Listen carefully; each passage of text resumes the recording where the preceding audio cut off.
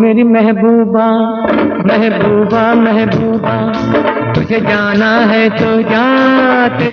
धर्मेंद्र ने जब बॉलीवुड में कदम रखा तो पहले से शादीशुदा थे और 4 बच्चों के पिता थे, लेकिन फिल्मों में काम करने के दौरान उनकी मुलाकात हेमा मालिनी से हुई और एक्टर उन पर फिदा हो गए, जिसके बाद एक्टर ने उनके साथ रहने के लिए अपना धर्म बदला और फिर वो शादी के बंधन में बंध गए। अपने दौर में वे तमाम हसीनाओं के दिल पर अपना जादू चला देते थे।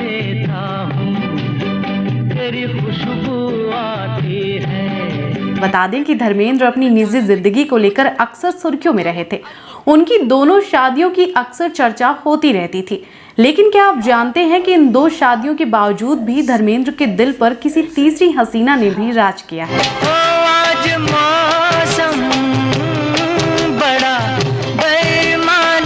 फेक आशिक के नाम से फेमस धर्मेंद्र का दिल किस तीसरी हसीना पर आया था, क्या जानते हैं आप?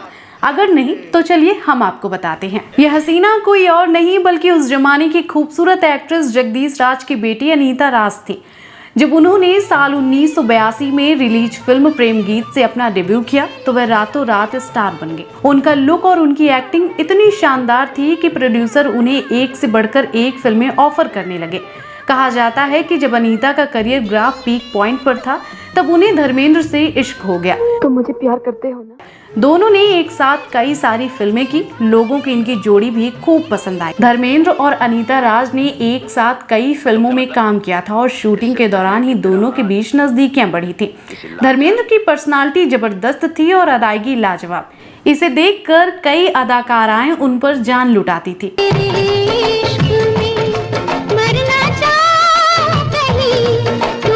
80 के दशक में अनीता राज काफी पॉपुलर थी और वह धर्मेंद्र को पसंद करने लगी थी।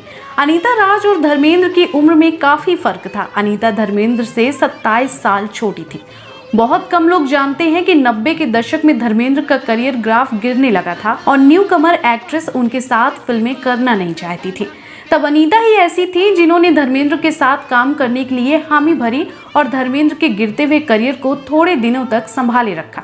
आपको जानकर यकीन नहीं होगा कि वो अनीता राज ही थी जिनकी वजह से धर्मेंद्र उन दिनों टिके हुए थे।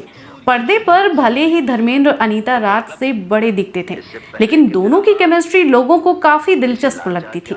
यही वजह थी कि अनीता ने अपने करियर में काफी ज्यादा फिल्में धर्मेंद्र के साथ ही की हैं।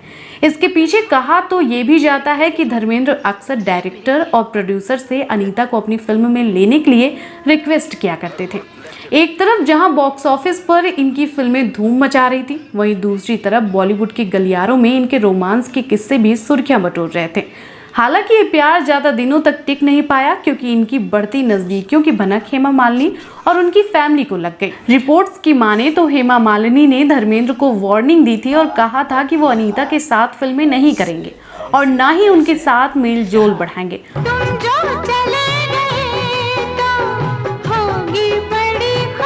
धर्मेंद्र की फैमिली भी उन पर काफी दबाव बनाने लगी। ऐसे में धर्मेंद्र ने अपनी वाइफ और घर वालों की बात मानी और अनीता से हमेशा के लिए दूर हो गए। वहीं धर्मेंद्र से अलग होने के बाद अनीता राज ने फिल्म करिश्मा कुदरत का डायरेक्टर सुनील हिंगोरानी संग शादी कर अपना घर बसा लिया। अब दोनों का एक बेटा भी है। वैसे क्या इससे पहले आपको धर्मेंद्र के इस अफेयर के बारे में जानकारी थी? कमेंट बॉक्स में जरूर बताएं।